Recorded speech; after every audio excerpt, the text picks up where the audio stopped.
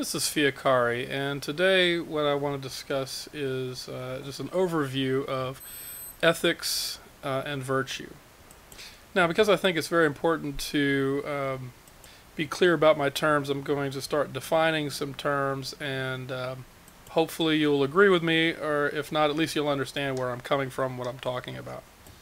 Ethics is a field of philosophy.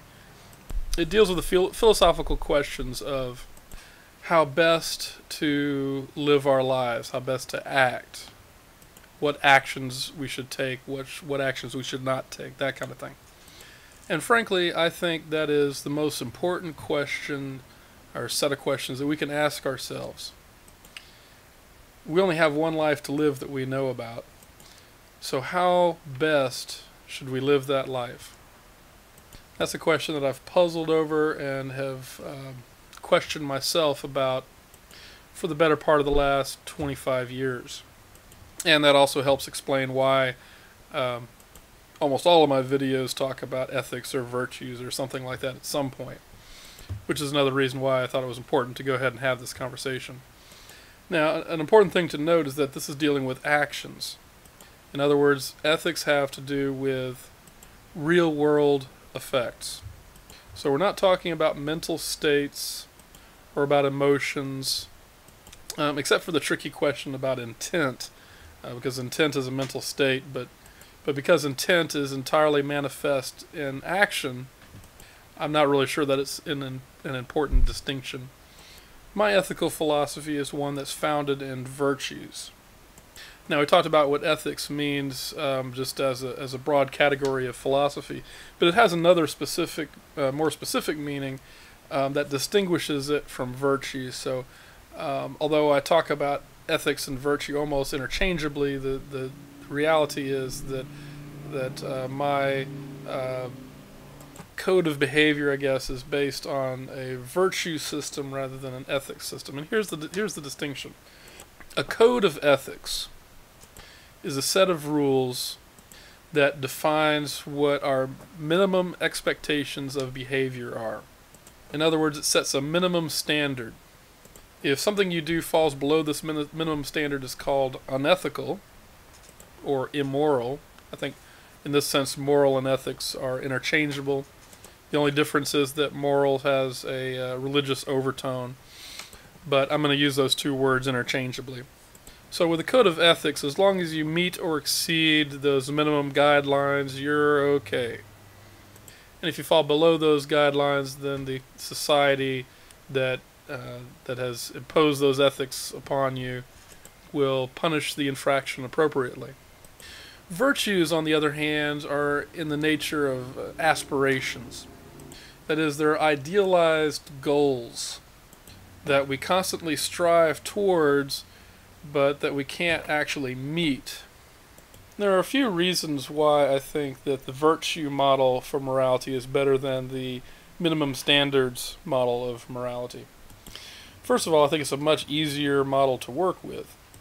When we talk about objective morality and try to work out what the minimum standards are, the conversation tends to get bogged down into details about where exactly do you draw the line between moral and immoral, and under what circumstances does that line move. An example of this is in conversations about killing.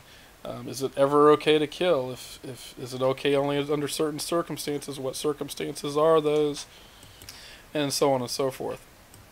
Interestingly, I also think that this outlook makes the phrase moral compass make a lot more sense, because virtues are kind of like the North Star.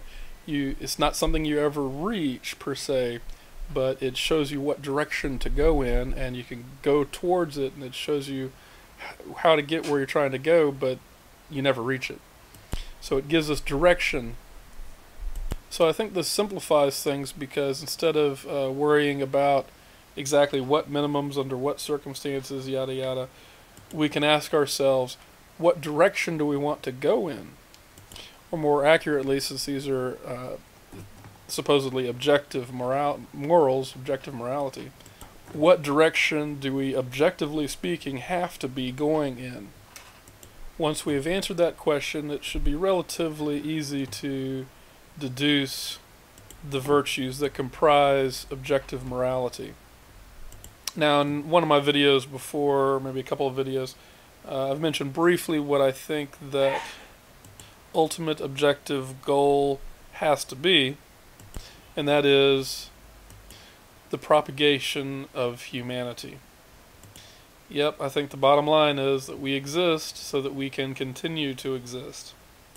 I say that this is the objective ultimate truth, I guess, because it's not hard to look around and see that that is true of every living creature, and that it would have to be true of every living creature in the universe. Every creature lives to propagate its species.